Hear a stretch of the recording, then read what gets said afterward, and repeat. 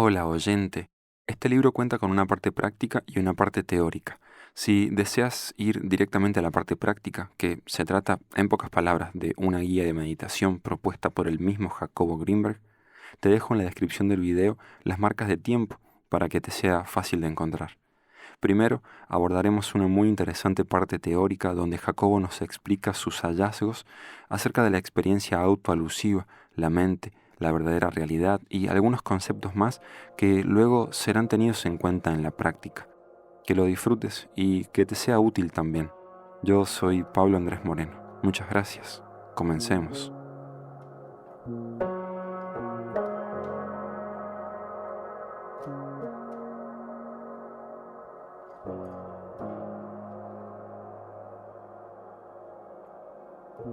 Meditación autoalusiva por Jacobo Greenberg.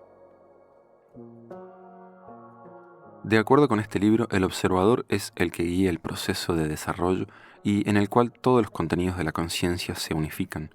La meditación autoalusiva es la técnica que permite establecer un contacto con el observador. El resultado de la práctica de la meditación autoalusiva es la experiencia del yo puro. El yo puro es la realidad con mayúscula, mientras que el mundo de los objetos concretos es la realidad cotidiana. El lector encontrará en este libro la llave que le permitirá conocerse a sí mismo y una técnica para lograr una vida más plena, optimista y saludable. Acerca de mi propia actualización estos días, es verdaderamente creativa y destructiva. Juego con transformaciones milagrosas, penetrando todas las circunstancias y en donde me encuentre no tengo nada más que buscar. Las circunstancias ya no son capaces de cambiarme. Si vienen estudiantes a buscarme, yo salgo para verlos. Ellos no me ven. Así me visto con toda clase de vestiduras. Los estudiantes inmediatamente empiezan a especular acerca de ellas, tomándolas como mis palabras. Todo esto es muy triste. Ciegos y rapados hombres sin ojos dependen de las vestiduras que uso, verdes, amarillas, rojas o blancas. Cuando me las quito y solo me pongo la vestidura de la pureza, los estudiantes ven un reflejo y se reúnen entre ellos con gozo. Y cuando me desvisto, ellos se desilusionan y con sorpresa corren asustados y se quejan de mi desnudez. Así es que yo les digo, ¿conocen en verdad a mí, quien se viste con todas estas vestiduras? Y súbitamente ellos voltean sus caras y me reconocen. Rinzai Jigen.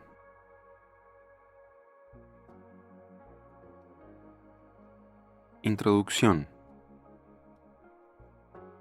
En su evolución, el hombre siempre ha buscado nuevas formas de desarrollo y crecimiento que le permitan vivir con mayor plenitud, felicidad y salud. En este sentido, en los últimos años, algunas técnicas de meditación se han empezado a divulgar, creando un movimiento creciente de interés dirigido al autoconocimiento y a la expansión de la conciencia. Desgraciadamente, la mayor parte de estas técnicas se brindan sin un conocimiento profundo de sus bases psicofisiológicas y rodeadas de una parafernalia superficial ligada a la necesidad de pertenecer a tal o cual escuela y depender de este o aquel maestro. Lo más desagradable de este movimiento es que algunas escuelas parecen mezclar un interés económico y un sectarismo que desvirtúa el verdadero sentido del desarrollo de la conciencia, el cual, para ser eficaz, debe librarse de misterios, subterfugios e intereses mezquinos para, en cambio, centrarse en el logro de la unidad a través de la expansión de la conciencia. Originada con base en los estudios de chamanismo, la técnica de meditación que se presenta aquí ha sufrido años de investigación, poniendo a prueba sus postulados básicos, sus correlativos psicofisiológicos y su bondad para estimular un desarrollo sano y natural de la fisiología cerebral y de la conciencia. Para ella, su práctica no representa riesgo alguno, no requiere la pertenencia a ninguna secta o linaje y su enseñanza es abierta y sin intereses económicos. En este libro, la meditación autoalusiva se explica primero en sus bases teóricas y después en los procedimientos prácticos para activarla. La meditación autoelusiva es una técnica natural basada en los procesos normales de desarrollo e ideada para estimular a este último en una forma consciente, activa y en perfecto acuerdo con la realidad tal cual es. Al desarrollo de esta técnica han concurrido muchos esfuerzos, en particular los del Instituto Nacional para el Estudio de la Conciencia.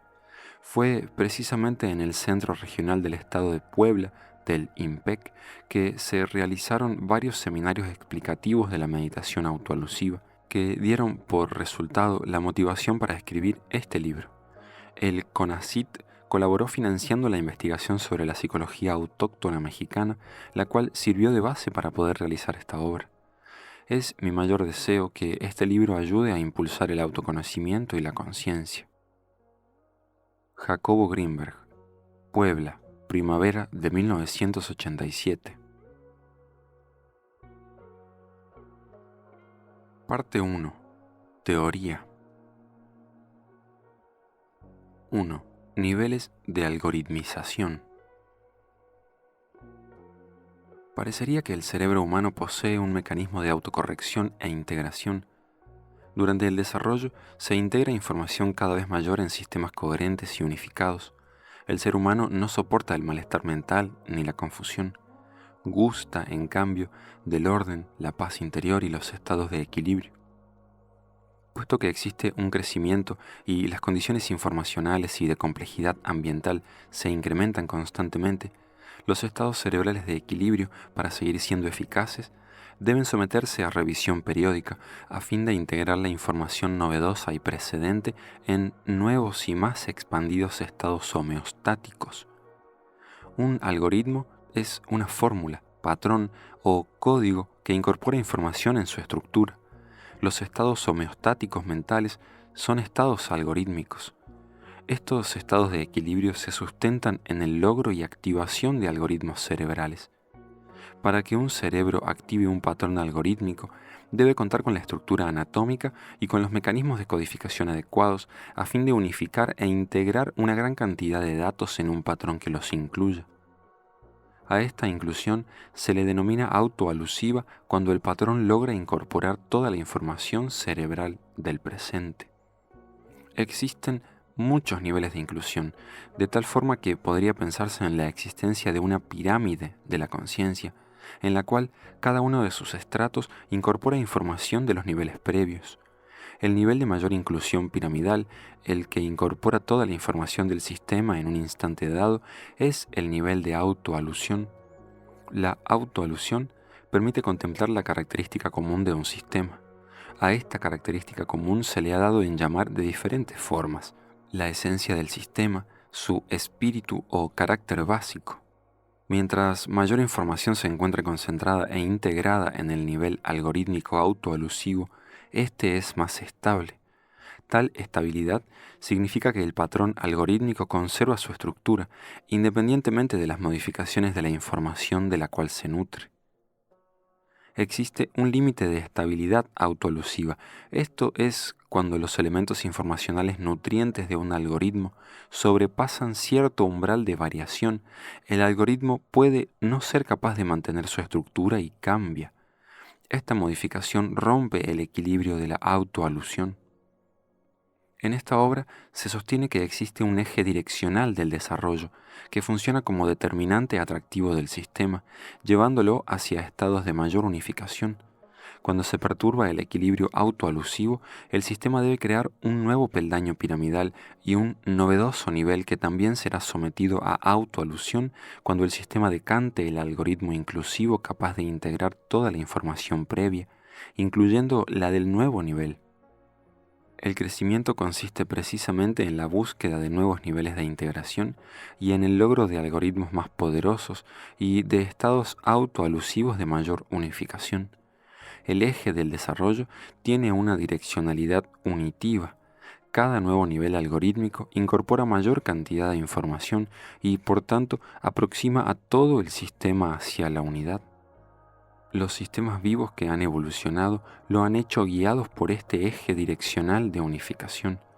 la aparición del átomo como conjunto integrado de partículas, de la molécula como conjunto integrado de átomos, de la célula, los tejidos y el organismo todo, es un ejemplo de lo anterior. La experimentación de la naturaleza para crear formas orgánicas de cada vez mayor complejidad y unificación se aceleró al aparecer los sistemas cerebrales, los que unifican información y crean conjuntos algorítmicos con una velocidad millones de veces mayor que la necesaria para que estos conjuntos adquieran una sustentación orgánica fija. El software neuronal se adelanta al hardware corporal, aunque ambos transitan sobre la misma vía. No es posible lograr un estado de autoalusión satisfactorio a menos que el nivel novedoso de integración se haya completado. Es decir, no es posible encontrar el algoritmo de un sistema a menos de que éste haya experimentado todas las contingencias de su nuevo estado. A esto se debe que no se puedan efectuar saltos en el crecimiento. Las drogas, por ejemplo, que en la época psicodélica activaron saltos del desarrollo algorítmico, fallaron porque sin ellas los sistemas cerebrales retornaban a niveles previos de desarrollo. El síndrome motivacional en el drogadicto crónico surge como consecuencia de la incapacidad de sostener en la vida cotidiana los niveles de experiencia provocados por las drogas. Por otro lado, si existiera alguna técnica que estimulara el desarrollo naturalmente, impulsando la unificación, la creación algorítmica y la autoalusión, esta técnica podría satisfacer el legítimo anhelo humano de situarse en un proceso de crecimiento significativo y tendiente al logro del contacto con la realidad. Esta técnica existe y es la meditación autoalusiva.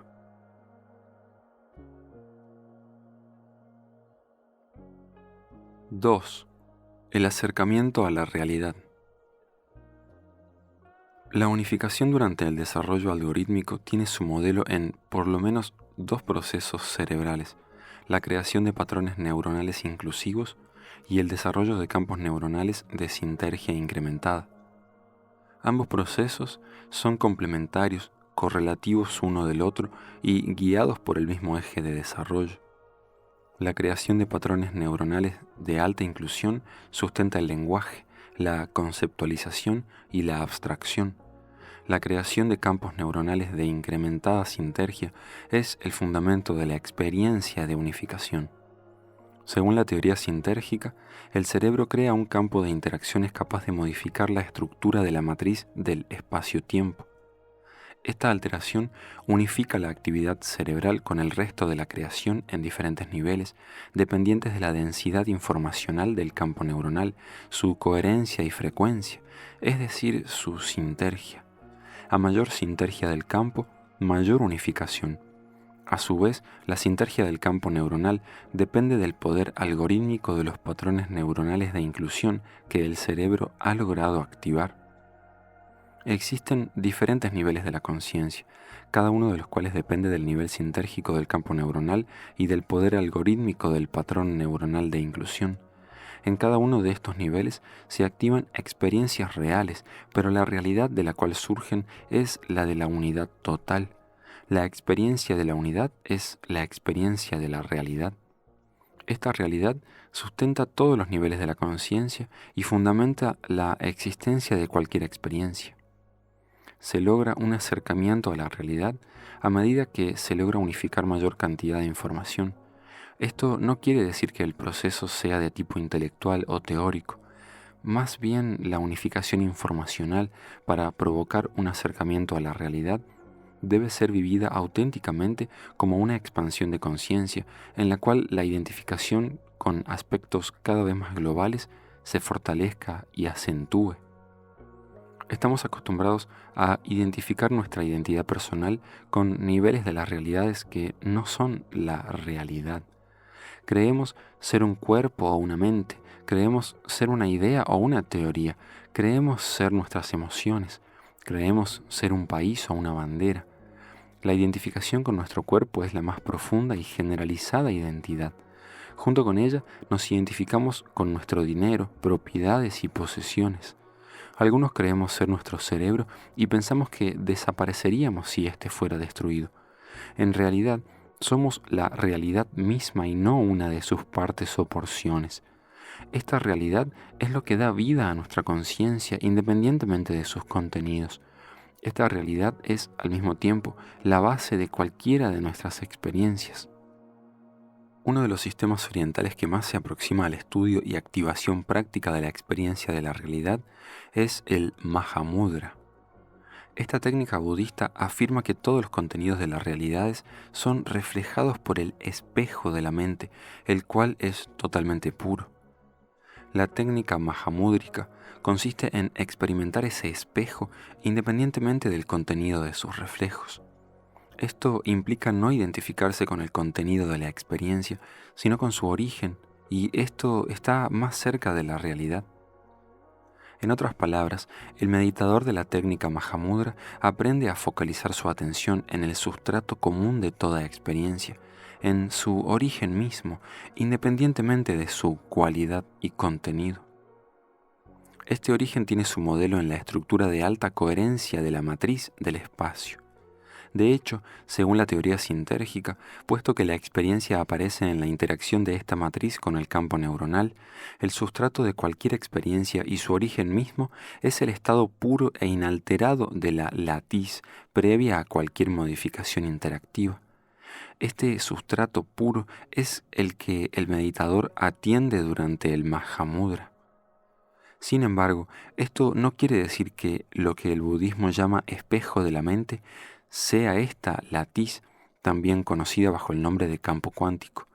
Este último es un modelo físico de algo que, como la conciencia, no puede ser reducido al mundo material. Al mismo tiempo, es necesario recordar que lo que denominamos mundo material y lo que conocemos como objetos sólidos surge y representa a una descodificación limitada de una de tantas realidades.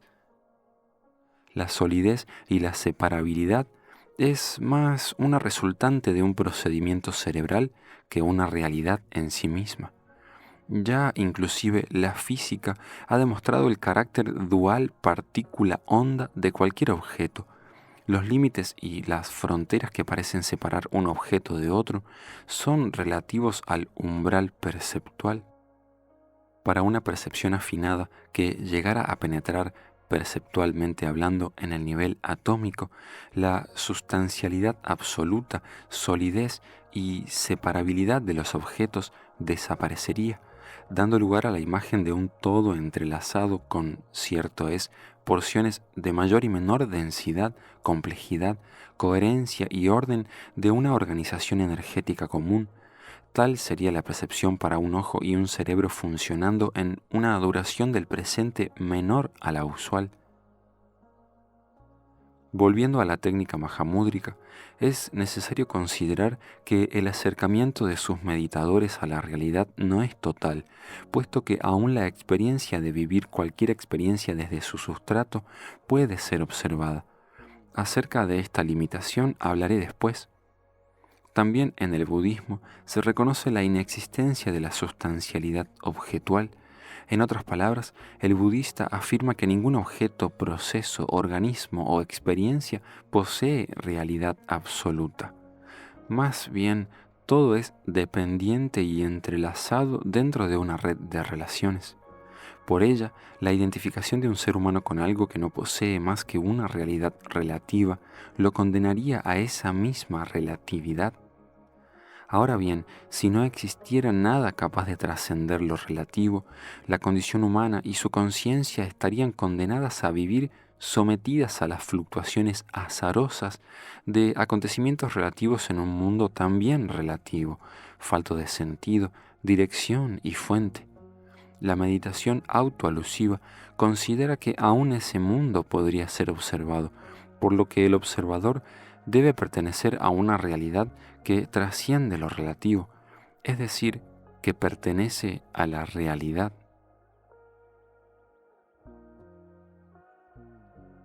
3. La experiencia autoalusiva. La experiencia autoalusiva, es decir, la observación de la totalidad de uno mismo en el momento presente, no es una vivencia pasiva, sobre todo cuando la autoalusión es del tipo sin límites. En otras palabras, cuando lo resultante de la autoalusión se vuelve a someter a observación y así sucesivamente en un proceso constante y continuo. La autoalusión sin límite se puede continuar hasta que la capacidad algoritmizadora del sistema es sobrepasada. En ese momento, el sistema debe adquirir nueva información e integrarla hasta lograr decantar un novedoso algoritmo que puede ser sometido a autoalusión. La experiencia autoalusiva es una experiencia de unificación que recibe, por lo tanto, la misma energía vitalizadora que ha guiado el proceso evolutivo. Por ello, esta experiencia más que pasiva es extática y más que ecuánime es de gracia. Desde un punto de vista psicofisiológico, la experiencia autoalusiva se explica de la misma forma en la que se explica cualquier experiencia sensorial, es decir, como resultado de una interacción entre el campo neuronal y el campo cuántico. Pero puesto que al autoaludir se incrementa la densidad informacional, la coherencia y la sinergia del campo neuronal, este es capaz de establecer una interacción congruente con un nivel de la latiz muy cercano al origen mismo del campo cuántico. Por ello, la experiencia resultante es la que el budismo llama nirvana, la que el sufismo llama vaka y la que se podría expresar como conciencia pura o yo puro.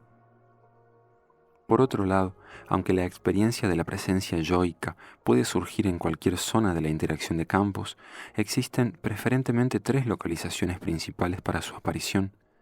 Estas son en el interior del campo neuronal, en la zona misma o borde de la interacción de campos y en el campo cuántico. La activación intraneuronal es una localización corpórea.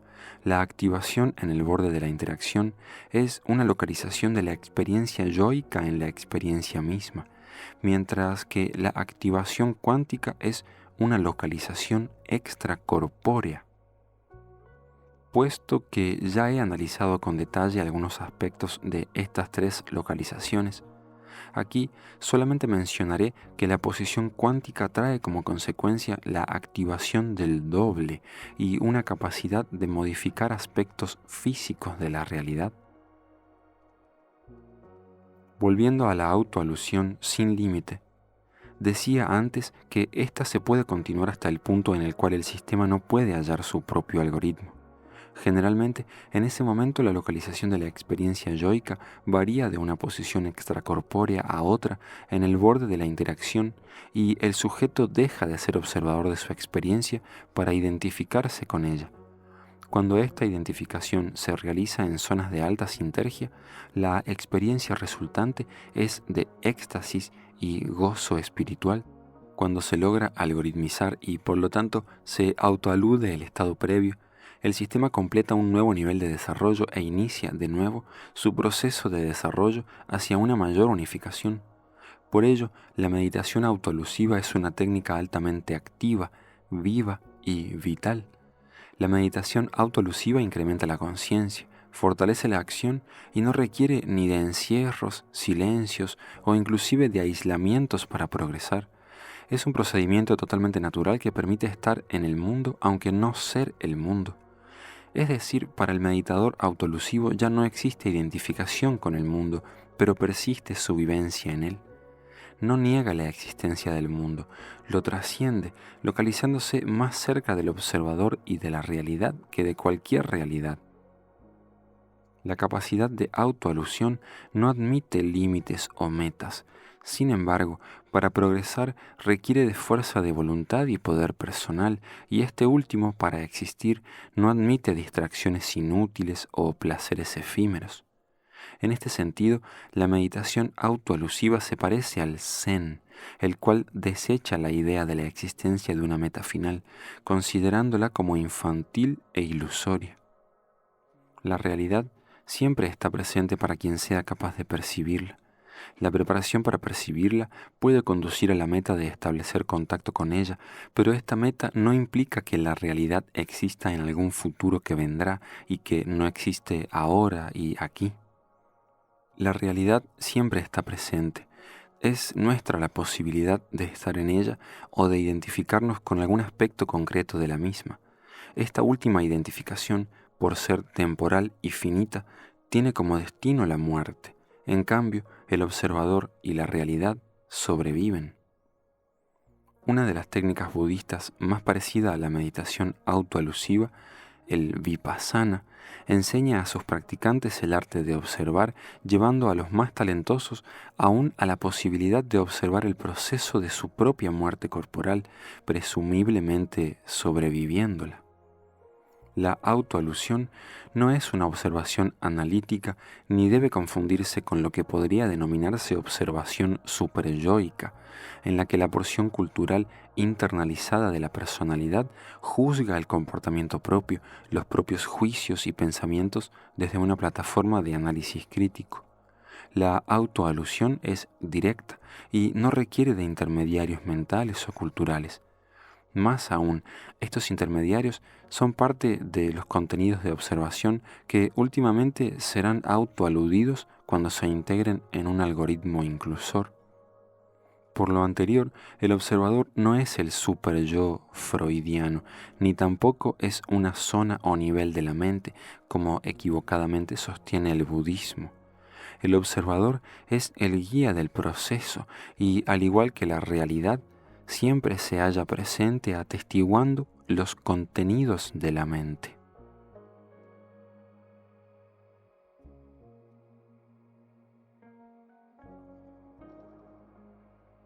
¡4! La mente compartida. La mente es compartida y no privada. Los pensamientos y el estado de conciencia de un sujeto se comunican directamente a otros sujetos. La mente, en realidad, forma parte de la misma interacción de campos de la cual surge la experiencia sensorial. Por ello, el contenido de la mente está inscrito en la misma latiz del campo cuántico, de la cual forman parte todos los campos neuronales. Cuando se autoalude, indefectiblemente se observan contenidos que pertenecen a otras mentes con las cuales se mantienen relaciones. En cierto nivel de autoalusión, el ego personal se diluye y lo único que persiste es el acto de observación, trascendida a la personalidad condicionada. No es una desaparición de la individualidad, sino más bien su expansión. En etapas de autoalusión más avanzadas, la cercanía con la unidad se empieza a hacer patente. El acto de observación incorpora el mismo hipercampo nutrido por los campos neuronales de cada vez una mayor cantidad de seres. En realidad, la mente compartida es la misma mente de la cual surge el individuo. Su sustancia básica, el campo cuántico, no admite propietarios y así todo camino cuya dirección acerque a la unidad debe enfrentarse con la existencia de ella. En esa existencia existen por lo menos dos posibilidades de elección. Por un lado, la aceptación de la propia identidad como capaz de incluir al todo o el rechazo del otro, considerándolo como esencialmente extraño al uno.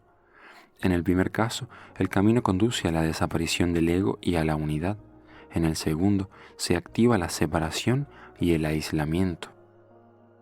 En la meditación autoalusiva es esencial aprender a aceptar cualquier contenido de la propia mente, independientemente de su procedencia, forma parte de la conciencia y ésta de la unidad, la que se pretende vivir. Por ella, la autoalusión sin aceptación es imposible. Desde otro punto de vista, la algoritmización solamente procede cuando se acepta la información. Si ciertos contenidos son rechazados, los que se consideran ajenos y provenientes de otras mentes, y otros son aceptados, los que se sienten como propios, el algoritmo que se decantará será a lo sumo parcial e incompleto, y una autoalusión de la totalidad no podrá prosperar. La aceptación, sin embargo, no implica ni identificación ni conformismo. Se acepta para trascender y para transformar, no para limitarse e identificarse. El objetivo de la autoalusión es llegar al propio ser, aquel que lo incluye todo, pero que no se identifica con nada, aquel que lo puede observar todo, pero que no puede ser abarcado por ningún esquema mental, analítico o intelectual. En alguna ocasión, Sri Aurobindo decía que la realidad era como un cielo limpio y libre de obstáculos, a través del cual pasan los pensamientos cual si fueran pájaros. Estos viajan de uno a otro extremo del cielo sin dejar huella, sin alterar el equilibrio de espacio vacío, sin ensuciar la atmósfera. La autoalusión requiere de aceptación para permitir que los contenidos fluyan sin bloqueos, sin crear tensiones, para que la identificación con alguno de ellos no prospere, para mantener libre de suciedad la realidad del cielo. La autoalusión es solamente una técnica que permite un acercamiento a la realidad, nunca es un fin en sí misma. El objetivo de la meditación autoalusiva es la realidad, pero ésta no puede describirse ni explicarse. Cuando se aceptan los contenidos de cualquier experiencia manteniendo la actitud de observación y se autoalude sin límites, se establece contacto con la realidad.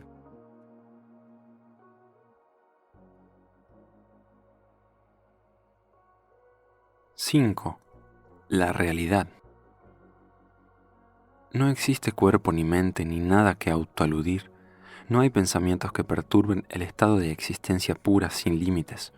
Todo forma parte de lo mismo, no existen ni secciones ni niveles, solo paz y existencia.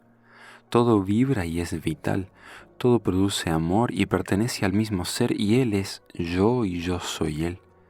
Constantemente se crea, pero no existe separación alguna entre creador y creación y todo es uno. El arribo a la realidad es inconfundible. No existen dudas ni consideraciones analíticas ni cuestionamientos. Simplemente se está allí, aunque no se puede localizar en ninguna parte. En la realidad todo está unificado, pero la existencia que se experimenta no puede reducirse a la unidad. Aquella está más allá de ella y al mismo tiempo está en ella. Existe, simplemente existe. Es además totalmente natural y simultáneamente totalmente asombrosa. No existe en ella inconsciencia ni materia, ni objetos ni personas separadas. Todos son el mismo ser y éste es uno, pero no es amorfo. Existe en total equilibrio y amor, existe en paz y más allá del pensamiento. Es la realidad.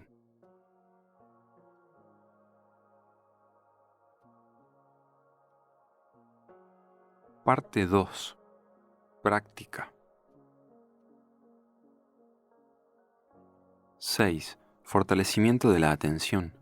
Anapana. La práctica de la meditación autoalusiva está basada en la observación y esta, para ser efectiva, implica el fortalecimiento de la atención. Por considerar que la atención es la herramienta fundamental, este capítulo está dedicado a su manejo y fortalecimiento. Cualquier objeto o actividad puede ser utilizado para fortalecer la atención, pero entre todos, el propio cuerpo y los movimientos respiratorios son los más adecuados. Al mantenimiento de la atención en estos últimos, el budismo lo denomina anapana. En todos los ejercicios de atención se deben respetar los límites naturales del sistema. Se sugiere utilizar ciclos de 20 minutos aproximadamente, aumentando la duración del ejercicio paulatinamente. En un lugar tranquilo, libre de insectos y bien ventilado, se aconseja sentarse cómodamente, de preferencia con ropa suelta y con el estómago semivacío. Ya sentado, se cierran los ojos y se atiende a la entrada y salida del aire de los propios pulmones sin forzarla y tratando de que el ritmo respiratorio sea natural y tranquilo. Durante unos minutos, el practicante atenderá a su respiración, intentando sentir cada vez con mayor detalle el paso del aire en el interior de la nariz, el llenado y vaciado de los pulmones, los cambios de temperatura asociadas, las sensaciones corporales acompañantes, la posición de su espalda, etc. La meta de este primer ejercicio es mantener la atención sin desviaciones y sin perder detalle del proceso respiratorio durante 20 minutos. Para lograrlo, se requiere practicar varias veces al día, incrementando en cada ocasión la duración del ejercicio. Cuando lo anterior se ha logrado, se aconseja extender los periodos y practicar el ejercicio con ojos abiertos y en medio de las actividades cotidianas. En otras palabras, se pretende que la atención sea mantenida durante la vida diaria y no solamente en periodos especiales. Otros ejercicios de atención durante la vida cotidiana son la observación sostenida del cuerpo. Se recomienda al practicante mantener su atención en su cuerpo, observando y sintiendo las diferentes posturas que éste adopte en diferentes circunstancias, al caminar, al sentarse, al estar de pie y al acostarse. Mientras mayor sea la duración del periodo durante el cual el practicante sea capaz de prestar atención a su propio cuerpo, más fácilmente logrará activar la meditación autoalusiva. Otro de los ejercicios de atención que son aconsejables es la percepción de la forma, colores y detalles de textura de los objetos, sin juzgar ni analizar su significado, importancia, utilidad o denominación. En este ejercicio se fortalece la capacidad de atender en forma directa y sin mediaciones intelectuales. Además de lo anterior, este ejercicio permite lograr un acceso fresco y vital a la realidad perceptual. El practicante debe utilizar estos ejercicios diariamente y durante el mayor tiempo posible. Idealmente, deberá sostener su atención sin interrupciones ni desviaciones durante todo el día, alternando entre su focalización en la respiración, las posturas corporales y los objetos.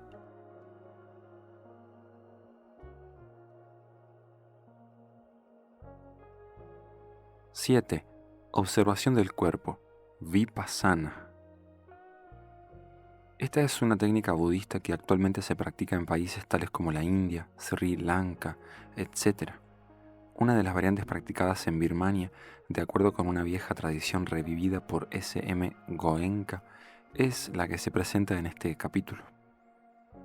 Cuando el practicante ha logrado fortalecer su atención, de acuerdo con las instrucciones del capítulo pasado, hasta ser capaz de mantenerla enfocada durante un mínimo de 20 minutos, sin dispersiones ni desviaciones, podrá practicar Vipassana.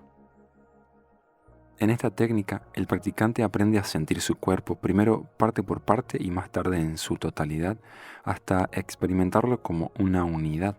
Se recomienda al practicante de Vipassana ejercitarse en esta técnica en el mismo lugar limpio, ventilado y libre de insectos en el cual practica su Anapana y como continuación de la misma. En otras palabras, el practicante se sentará cómodamente, cerrará los ojos y comenzará a concentrar su atención en sus movimientos respiratorios hasta lograr mantenerla fija y sin desviaciones. Esta es la preparación para Vipassana. Una vez logrado lo anterior y en la misma postura y situación, el practicante dirige su atención hacia la parte superior de su cabeza, vértex, y la mantiene así hasta sentir alguna sensación en esa zona. La sensación puede ser táctil, vibratoria, cosquilleante, de temperatura o de cualquier otro tipo. Una vez logrado lo anterior, el practicante atiende a las sensaciones que existen alrededor del vértex hasta recorrer toda la parte alta de la cabeza. Utilizando la misma técnica se recorre la frente, la nuca, las orejas, las mejillas, los ojos, nariz, boca y el cuello, hasta completar toda la cabeza sin haber dejado zona alguna sin recorrer y sentir. No importa la cualidad de la sensación, lo importante es que no se dejen zonas ciegas. Cuando una de estas es hallada, la atención debe mantenerse en ella hasta despertar alguna sensación, cualquiera que sea. Según Goenka, sensaciones de dolor deben ser observadas con la misma ecuanimidad y desapego que las de placer. Una vez terminada de reconocer la cabeza, se practica la misma técnica con hombros, brazos, manos, espalda, pecho, vientre, caderas, nalgas, órganos genitales, muslos, piernas, pies y dedos, hasta recorrer el cuerpo en su totalidad. El recorrido se repite una y otra vez, activando puntos ciegos y observando todas las sensaciones que se produzcan con desapego y ecuanimidad. Poco a poco se intenta sentir la unidad corporal hasta llegar a observar y sentir el cuerpo como una unidad completa. Una de las formas de lograr lo anterior es unificar partes ya recorridas. Por ejemplo, después de observar todas las partes de la cabeza, ésta se observa como unidad sin simultáneamente perder la observación de todas sus partes. A continuación, se hace lo mismo con toda la espalda, después de haber recorrido todas sus partes. La unidad de la cabeza y de la espalda se unifican, percibiéndolas completas y simultáneas en un nuevo acto de observación. Poco a poco se unifican todas las partes, sin perder detalle de las mismas, hasta lograr la observación unificada y simultánea de todas y cada una de ellas. En realidad, lo que estamos haciendo es activando y decantando algoritmos que se van haciendo cada vez más inclusivos, hasta que se logra activar el algoritmo de unificación de toda la imagen corporal, el cual es observado. La observación de la unidad corporal debe poderse mantener en la vida cotidiana. Sumado a este vipassana de la superficie del cuerpo, también es necesario observar los órganos internos. Para ella, después de recorrer toda la superficie corporal, se procede a enfocar la atención en el interior, empezando por la región de la cabeza. Un procedimiento práctico para realizar lo anterior consiste en situar la atención en un círculo perpendicular al eje corporal. Se recorre toda la superficie del círculo, primero en la zona más alta del cráneo y poco a poco se le hace penetrar a través del cerebro, manteniendo la observación de toda su superficie. El círculo se hace descender paulatinamente recorriendo todo el cuerpo. Otro procedimiento consiste en penetrar unos milímetros por vez en cada zona de observación de la superficie en cada recorrido de toda esta. En cada recorrido se presta atención a las sensaciones localizadas más profundamente hasta poder recorrer todo el interior del cuerpo. El algoritmo de unificación corporal, para ser completo, debe incluir tanto la superficie como el interior del cuerpo. Vipassana, además de preparar al aspirante a la meditación autoalusiva, tiene un efecto inmediato de limpieza corporal profunda, curación de malestares, dolores y enfermedades y prevención de las mismas. Sobre todo, fortalece la capacidad de observación, la atención y la conciencia al despertar las sensaciones dormidas de las zonas ciegas. A estas zonas el budismo las considera de ignorancia, por lo que su reavivación significa eliminar esta ignorancia, expandiendo de esta forma la conciencia. Con esta preparación estamos listos para realizar el siguiente paso, la observación de la mente.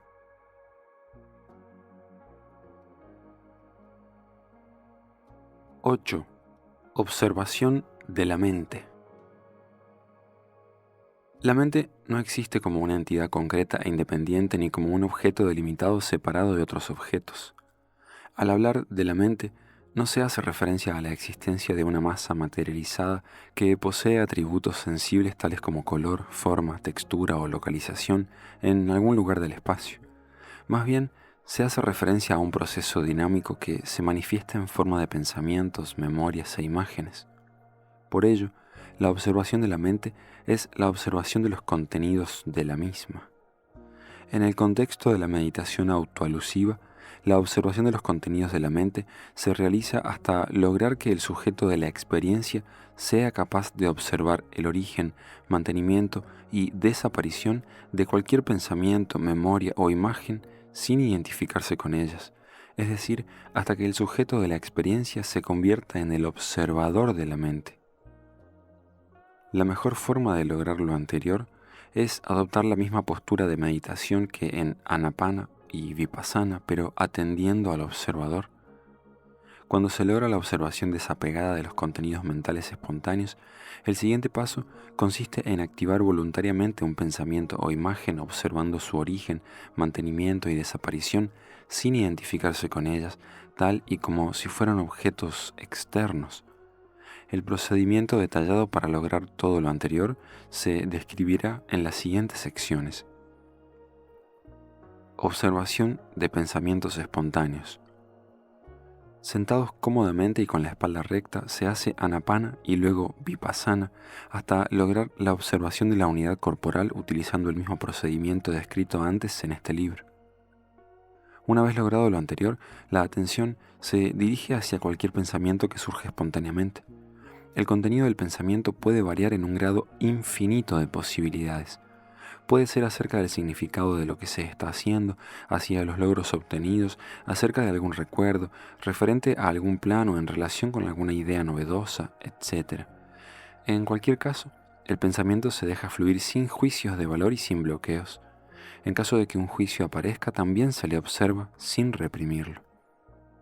Simplemente se permite que la mente escoja cualquier curso que desee con tal de observar los desarrollos y derivaciones sin identificarse con estos.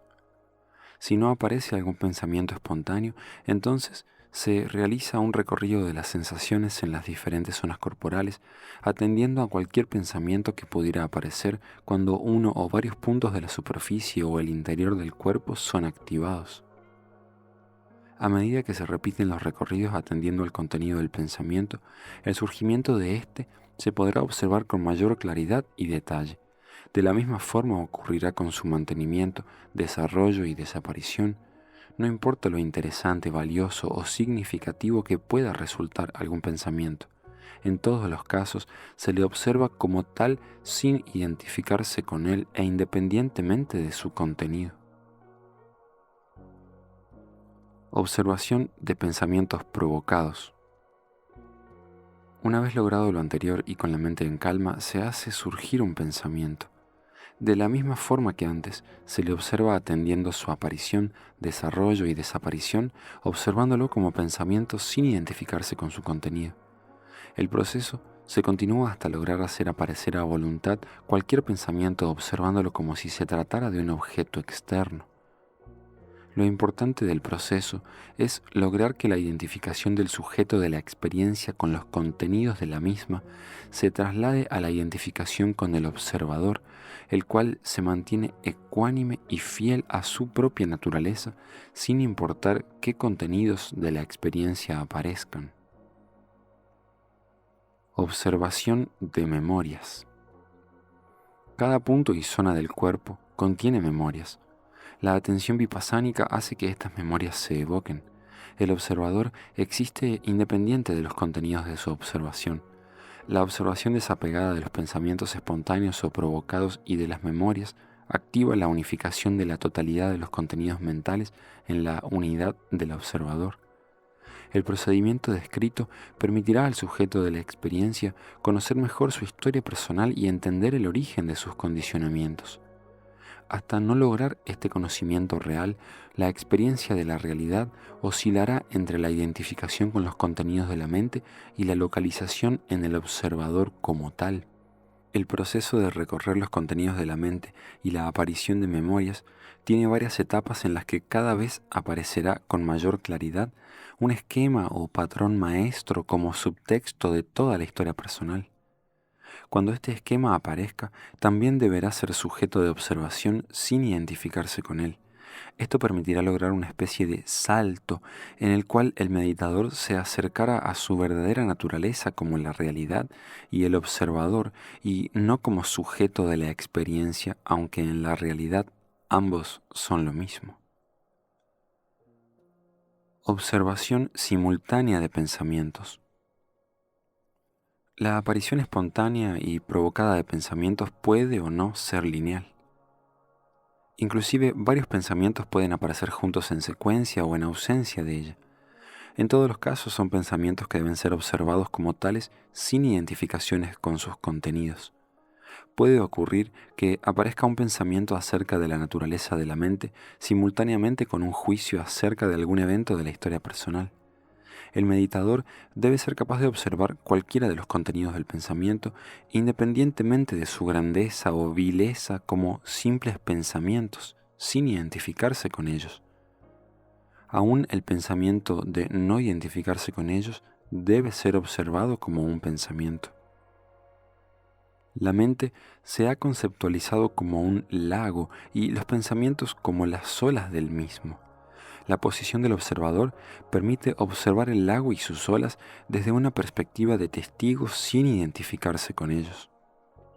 Para poder observar todo el contenido de la mente, será necesario fortalecer la atención de la observación de pensamientos aislados y luego proceder a la observación simultánea de cada vez mayor cantidad de pensamientos, unificándolos como lo que son, diferentes contenidos de una misma unidad de la que el observador es el testigo desapegado. Para ello, el meditador activará voluntariamente varios pensamientos simultáneos, observándolos todos al mismo tiempo de la misma forma en la que procedió a observar la unidad corporal después de atender a cada una de sus partes. La unificación de los pensamientos puede hacerse paulatinamente uno por uno y más adelante atendiendo varios en forma simultánea hasta lograr adquirir la maestría unificada de observador de todos. El mismo procedimiento de observación de pensamientos se aplicará para cualquier otro contenido de la mente, especialmente para las imágenes internas que surgen de la misma. La técnica de activación de imágenes se explicará a continuación.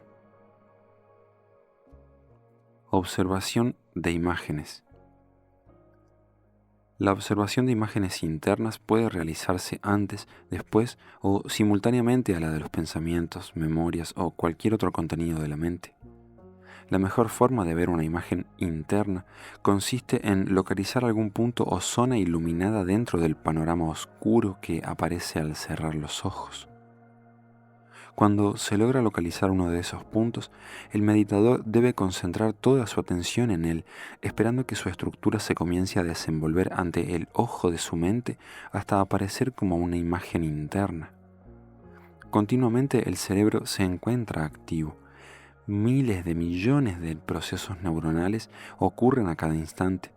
La posibilidad de que estos procesos se manifiesten en forma de imágenes, pensamientos o de cualquier otra forma depende de factores tales como la historia personal, la estructura genética y el entrenamiento. Para el meditador interesado en la realidad del observador y no en la identificación con sus contenidos, la cualidad específica de estos es secundaria. El entrenamiento en la observación de las imágenes internas permite que éstas puedan ser contempladas como contenidas en la unidad del observador y no como elementos de identificación.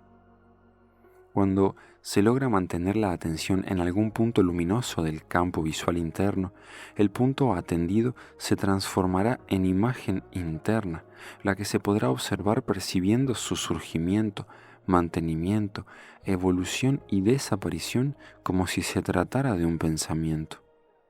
Para quienes las imágenes internas surgen espontáneamente, el proceso de observación de las mismas es similar al de la observación provocada a partir de un punto luminoso.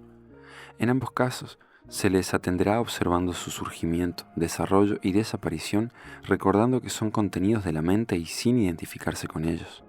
La observación puede continuar hasta que el meditador logre observar varias imágenes simultáneas o secuenciales sin perder su postura de observador de las mismas.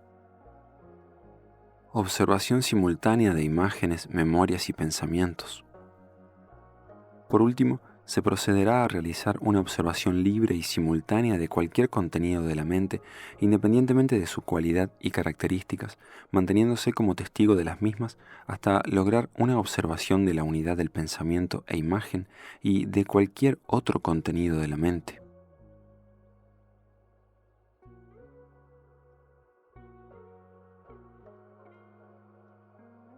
¡9! La observación de las emociones. Solamente nos hacen falta 2 pasos más para poder describir la técnica de la meditación autoalusiva, que son la observación de los componentes emocionales de nuestra psique, llámenseles a estos sentimientos o simplemente emociones, y la observación de patrones. Esta última será tratada en el próximo capítulo. La observación de las emociones es difícil porque casi siempre nos identificamos con nuestros estados emocionales, por lo que una observación desapegada de los mismos resulta todo un reto. Nos sucede algo parecido a lo que acontece con nuestro papel social. Es relativamente fácil identificarse con él, sobre todo porque la sociedad constantemente nos impone esa identificación. Pero de la misma forma en la que el papel social es un juego y nunca nuestra identidad real, así nuestras emociones, como nuestros pensamientos, pueden ser observadas desde una plataforma ecuánime, desapegada y no identificada con sus contenidos de observación. Desde esta plataforma, las emociones y los pensamientos se ven pasar como si estuvieran pasando por sí solos. Alan Watts lo describe muy bien cuando dice: se siente como si todo fuera yo, o como si todo, incluyendo mis propios pensamientos y acciones, estuvieran sucediendo por sí solos. Una forma práctica de observar las emociones consiste en contemplar sus efectos corporales uno por uno. En otras palabras, en hacer vipassana corporal durante la activación emocional. Esta observación disecada faculta para realizar una observación ecuánime y desapegada de la emoción en sí misma. Es aconsejable disecar los efectos corporales y observar la emoción unificada en forma simultánea. Para ello, se sugiere captar el instante en el cual se inicia una emoción, observando inmediatamente los cambios corporales que la acompañan. Estos pueden consistir en alteraciones del ritmo cardíaco, modificaciones en la profundidad y la frecuencia respiratoria, movimientos y sensaciones en el estómago y los intestinos, cambios de tensión muscular, etc. Es aconsejable realizar un recorrido corporal observando todos los cambios que acompañan la emoción. Esta observación debe realizarse sin juicios o críticas, sino más bien en un estado neutral ecuánime. Después de lo anterior y en pasos sucesivos, es aconsejable ir uniendo las sensaciones hasta lograr realizar una observación unificada de todas las alteraciones corporales durante la emoción. Una vez realizado lo anterior, se puede intentar una observación directa de la emoción como sentimiento en sí mismo, sin disecciones u observaciones parciales. Por último, es aconsejable intentar una observación simultánea de la emoción en sí misma y de los componentes corporales que la acompañan. A medida que se ejercita la observación emocional directa y la contemplación de los componentes corporales de la misma, se adquirirá maestría en este ejercicio, que tiene como consecuencia la fluidez emocional sin represión y la observación ecuánime de la misma sin identificaciones.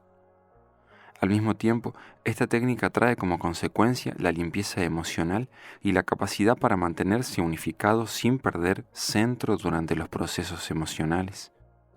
Es conveniente aprender a identificar las diferentes emociones y descubrir sus dinámicas, causas y estímulos desencadenantes. El conocimiento de nuestro ser emocional, de sus procesos y condicionamientos, conduce a una vida más sana y fluida. La observación sostenida de los cambios emocionales y el descubrimiento de sus dinámicas nos ayuda a ser dueños de nosotros mismos en un nivel mucho más total y profundo que lo usual.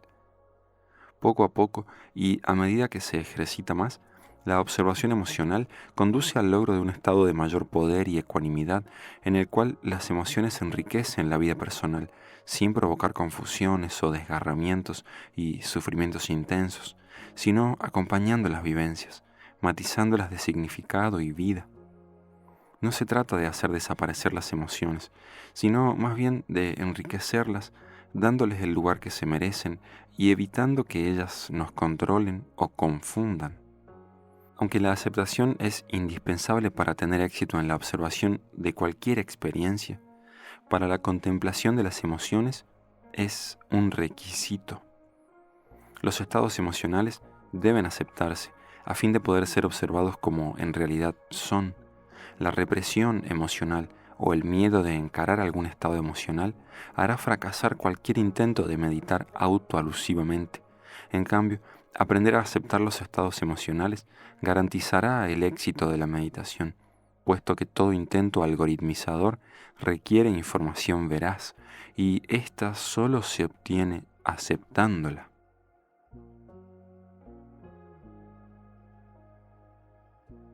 10. La observación de patrones. Una vez logrado lo anterior, solo falta un paso más para iniciar la práctica de la meditación autoalusiva. Puesto que esta técnica implica la capacidad de algoritmización, la práctica de la autoalusión se fortalece si previamente a su instrumentación se realizan ejercicios algorítmicos. Estos ejercicios se describirán en este capítulo y consisten en la observación de patrones. La naturaleza ofrece una multitud de formas sostenidas por patrones, desde la hoja de un árbol con la disposición de sus líneas hasta las ondas regulares de las dunas arenosas y los patrones blanquecinos de las nubes. La observación de patrones consiste en atender sostenidamente cualquier objeto, tratando de descubrir entre sus formas alguna disposición regular que se constituya en patrón. Se podría iniciar el ejercicio observando atentamente una flor o una hoja de árbol. Mientras mayor sea el tiempo sostenido de observación y más patrones se logran descubrir, mejor. Las formas vegetales se pueden observar con el ojo desnudo o ayudándose de lupas o microscopios, dependiendo de las facilidades con las que se cuente y del propio interés. Cada vez que se identifica un patrón, se activa un algoritmo.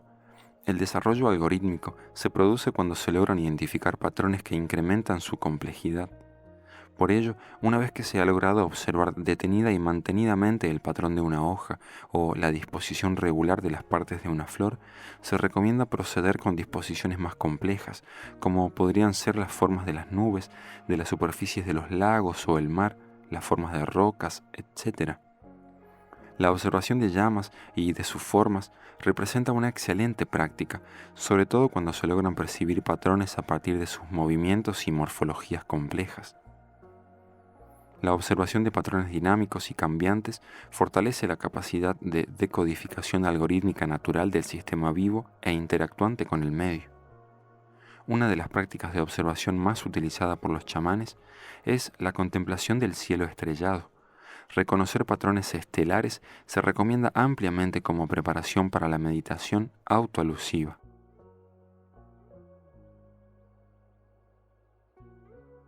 11. La meditación autoalusiva. Realizado todo lo anterior, estamos preparados para la práctica de la meditación autoalusiva. Se sugiere al meditador sentarse cómodamente en el lugar que ha escogido para todas las prácticas previas o en cualquier otro lugar tranquilo, ventilado y libre de insectos. Con los ojos cerrados y la espalda derecha, la meditación autoalusiva se inicia fortaleciendo la atención, concentrándose en la entrada y salida del aire a los pulmones durante la respiración. Esta debe ser rítmica, pausada y tranquila. Se continúa esta práctica de Anapana hasta lograr mantener la atención fija en los movimientos respiratorios y en las sensaciones provocadas por el aire al pasar por las narinas y penetrar en el organismo. Después, al salir de este, atendiendo todos los detalles del proceso.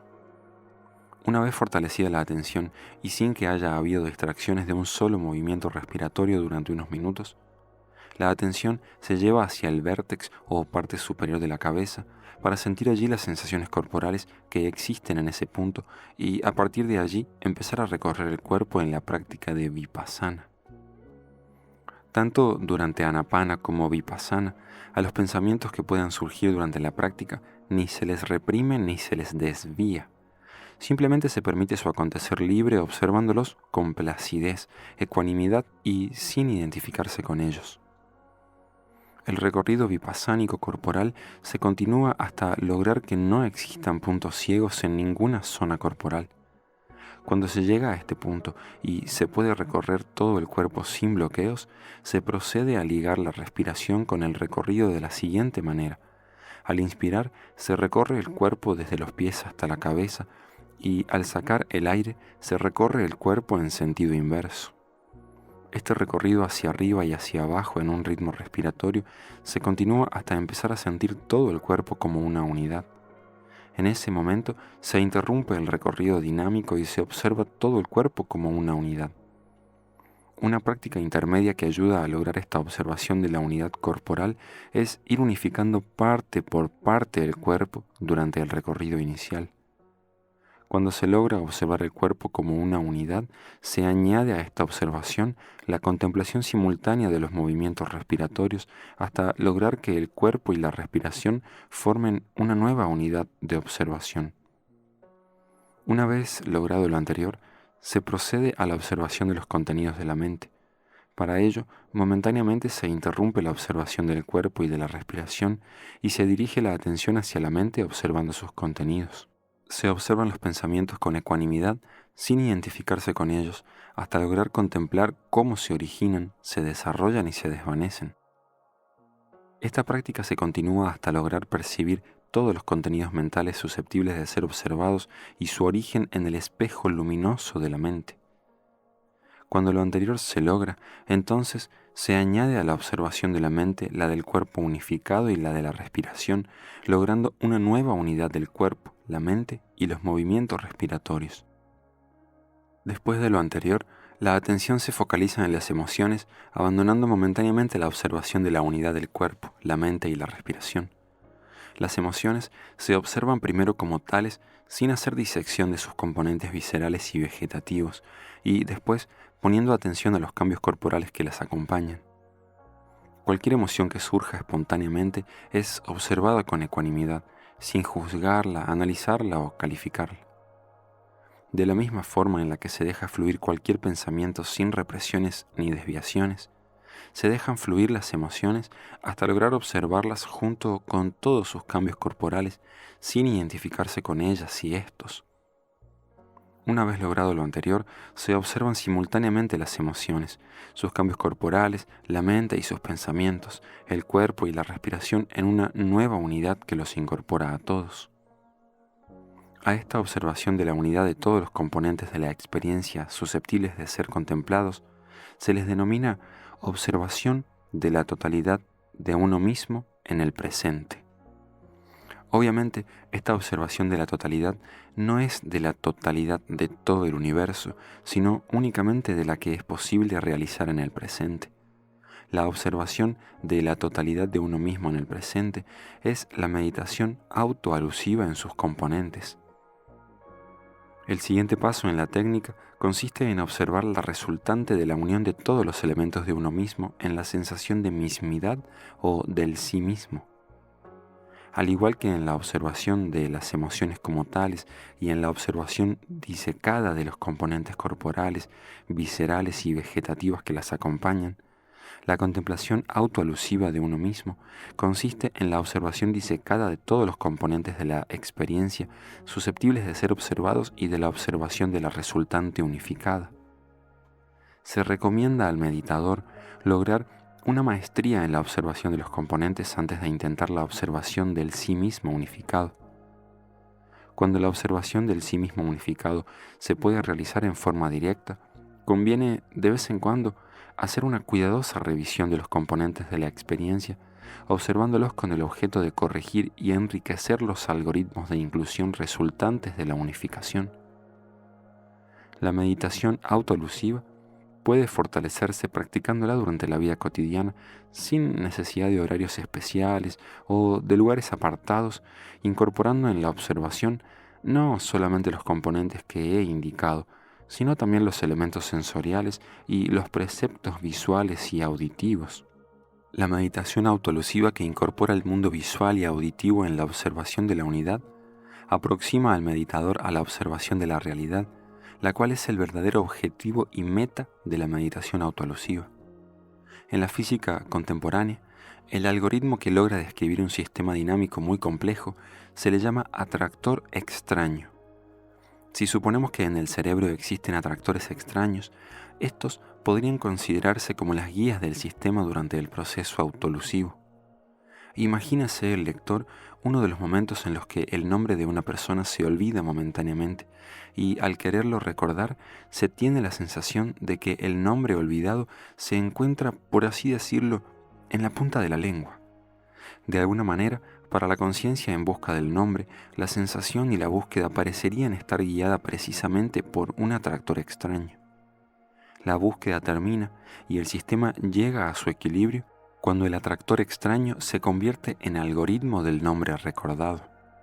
Algo similar acontece en la meditación autoalusiva, en la cual debe suponerse la existencia de una guía o atractor extraño que literalmente atrae el sistema hacia la decodificación algorítmica, pero no de un nombre, sino del estado total y real del sujeto en un presente determinado.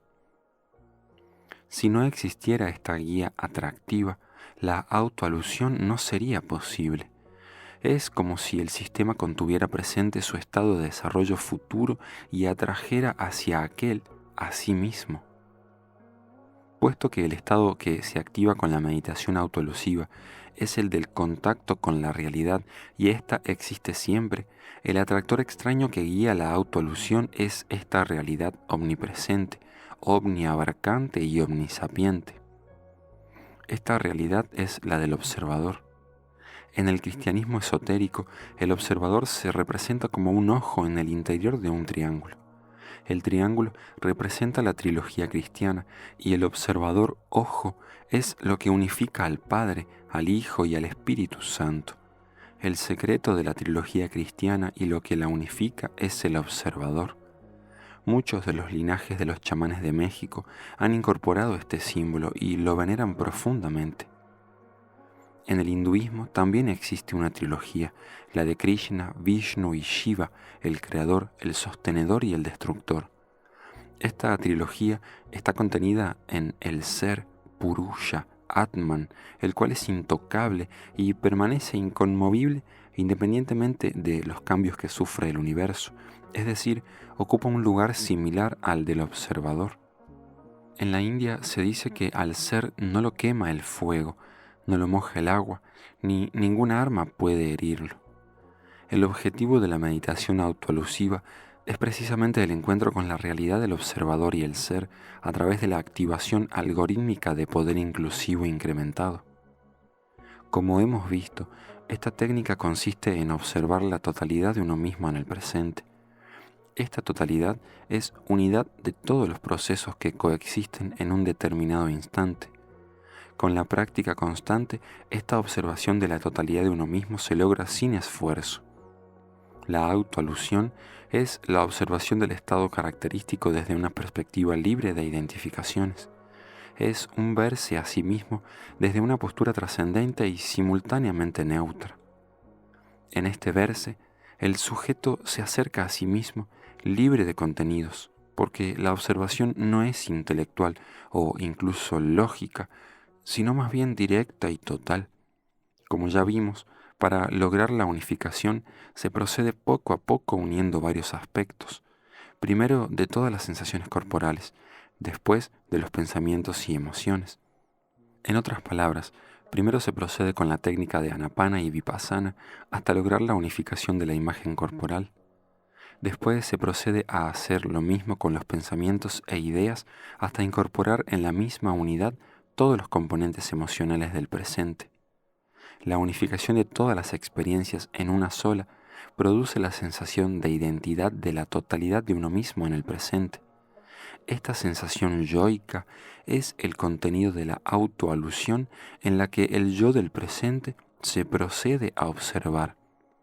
Con la práctica se hace innecesaria la unificación paulatina de todas las esferas de experiencias porque el meditador se vuelve capaz de identificar su mismidad y observarla directamente.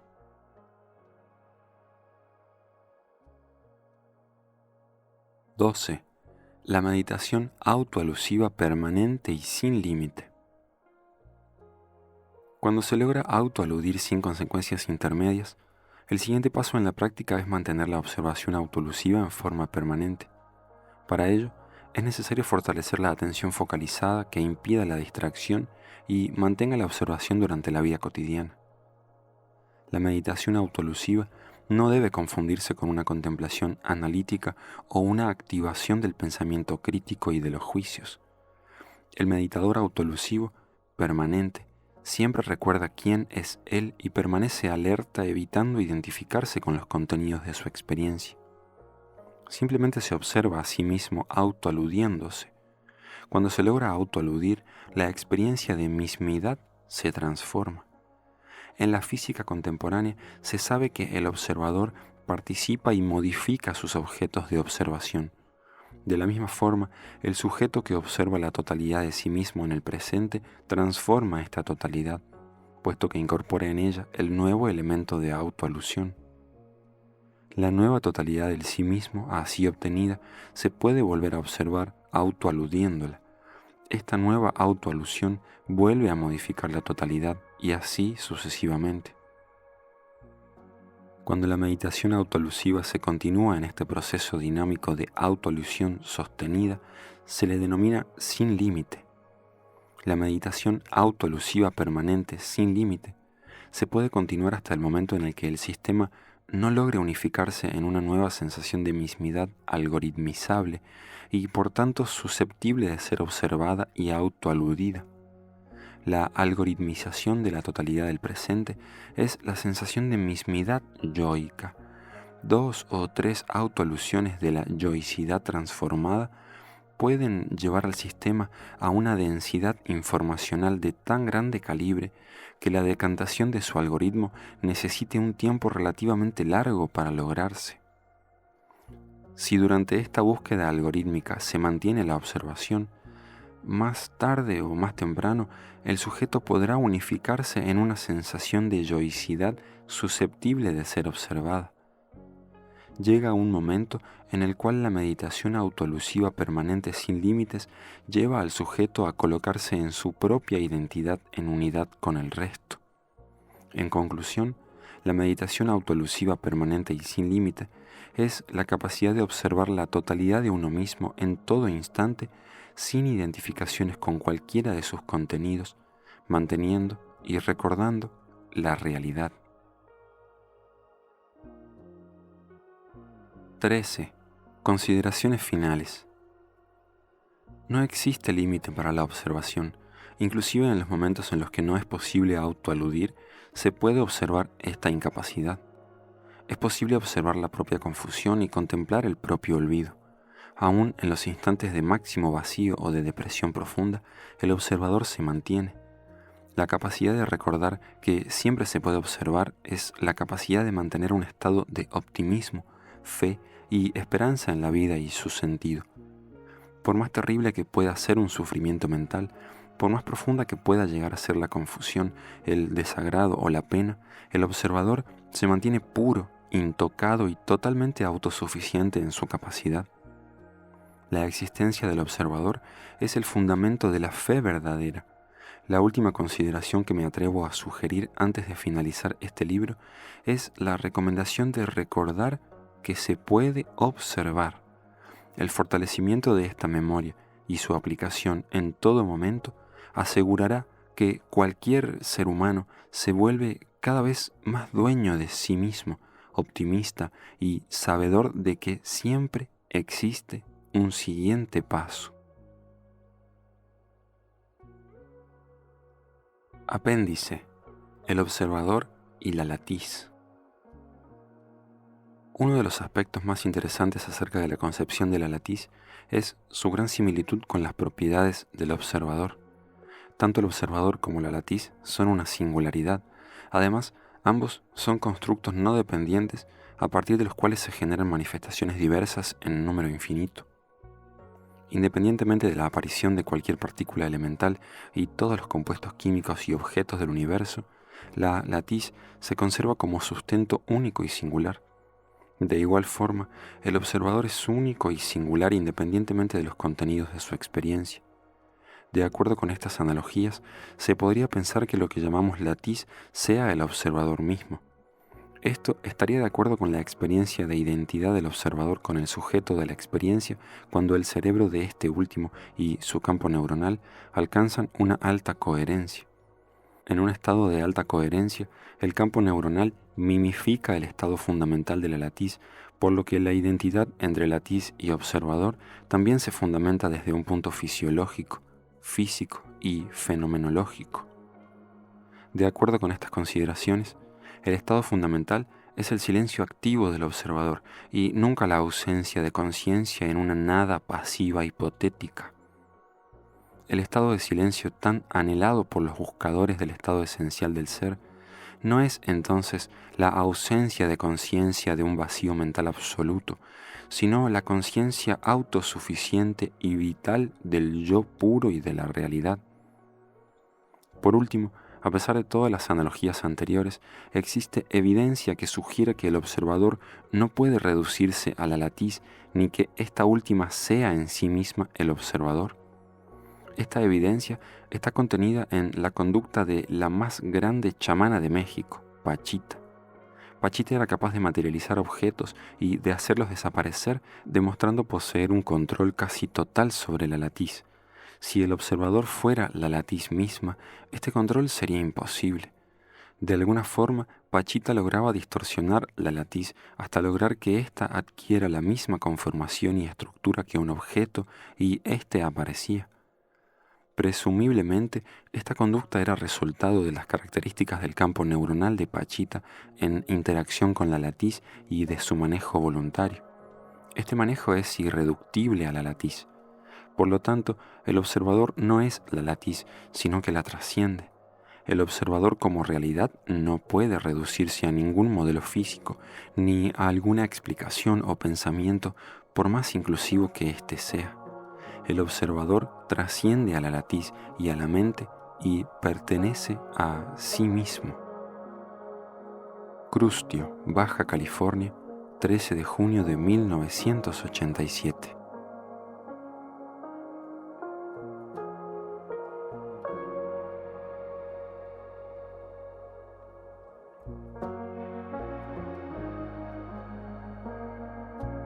Acerca del autor de este libro. Jacobo Greenberg Silverbaum, nacido en 1946 y desaparecido el 8 de diciembre de 1994, es un investigador mexicano prolífico en el estudio del cerebro y su relación con la conciencia, profundo conocedor de la meditación y entusiasta estudioso de la Cábala. Su destacada obra promueve un rediseño de los paradigmas que rigen la relación entre mente y materia, entre ciencia y conciencia. Con sus limitadas posibilidades, se sumergió en cerebros de chamanes y yogis contrastando sus vivencias. Entrenó a niños de 8 a 10 años en la visión extraocular y confirmó científicamente la telepatía y sus diferentes variables. Egresó de la Facultad de Ciencias de la UNAM, donde cursó la carrera de Psicología y, entre otros estudios de posgrado, obtuvo un doctorado en el New York Medical College, durante el cual se dedicó principalmente a llevar un registro electrofisiológico del cerebro humano expuesto a estímulos geométricos.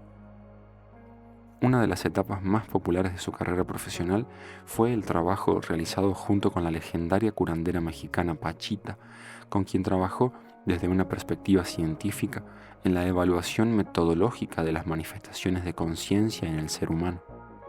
A partir de estas experiencias, escribió el más popular de sus libros, Pachita, las manifestaciones del ser. A partir de su trabajo con Pachita, que culminó en 1988, Greenberg desdoblaría su experiencia con la curandera mexicana para construir una de sus teorías más representativas, la teoría sintérgica. Posteriormente profundizó en el estudio de las frecuencias energéticas que manifiesta el ser humano durante estados meditativos, las cuales son medibles y por lo tanto comprobables. En diciembre de 1994, Jacobo Greenberg desapareció misteriosamente. Una extraña desaparición de la que aún no se sabe nada. Como legado, dejó, además de su ejemplar actitud ante el estudio científico de la conciencia y múltiples fenómenos etéreos, la fundación del Instituto Nacional para el Estudio de la Conciencia y más de 50 libros, así como innumerables estudios e investigaciones.